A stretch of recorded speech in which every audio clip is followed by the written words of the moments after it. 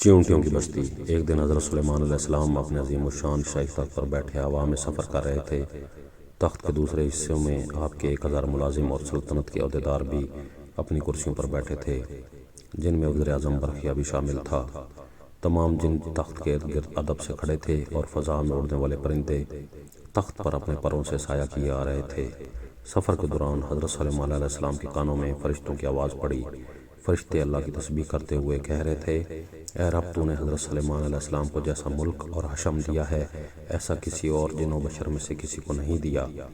اس پر اللہ تعالیٰ نے فرمایا، اے فرشتو، میں نے سلیمان علیہ السلام کو 7 اقلیم کی بادشاہی عنایت کی ہے اور اس کو نبوت سے سرفراز کیا ہے، لیکن سلیمان میں غرور و تکبر بالکل نہیں ہے۔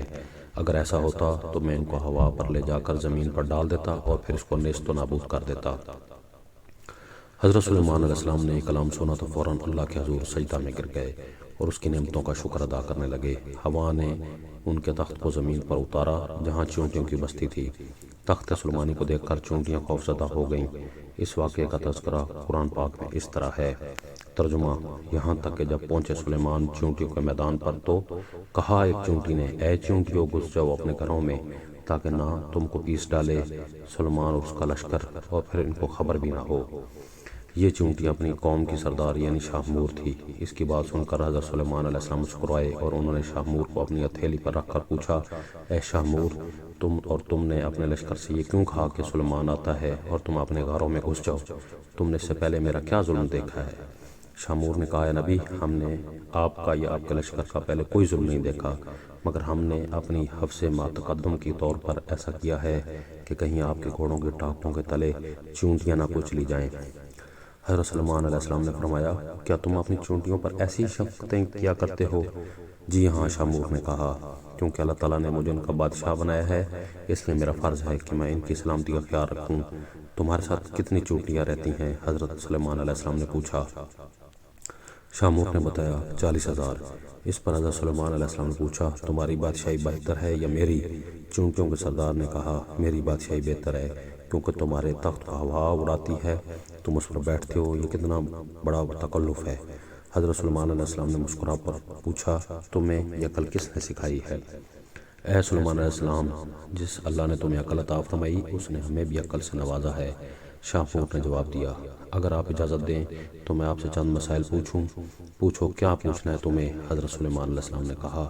شاہ مور نے کہا، اے سلیمان علیہ السلام، تم نے اللہ تعالیٰ سے سوال کیا تھا۔ ترجمہ: کہا، اے پروردگار، مغفرت کر میری اور بخش مجھ کو ایسا ملک کہ نہ لائق ہو کسی کو میرے پیچھے، تو ہے سب سے زیادہ بخشنے والا۔ اے سلمان، تمہارے اس سوال سے حسد کی بو آتی ہے، جبکہ حسد کرنا پیغمبروں کی شان کے خلاف ہے۔ تمہیں یہ بھی اچھی طرح معلوم ہے کہ خداوند قدوس سارے جہاں کا مالک ہے، وہ جسے چاہے بادشاہی دے اور جسے چاہے نہ دے۔ تو بڑی دانا اور عقل مند ہے۔ حضرت سلیمان علیہ السلام نے کہا۔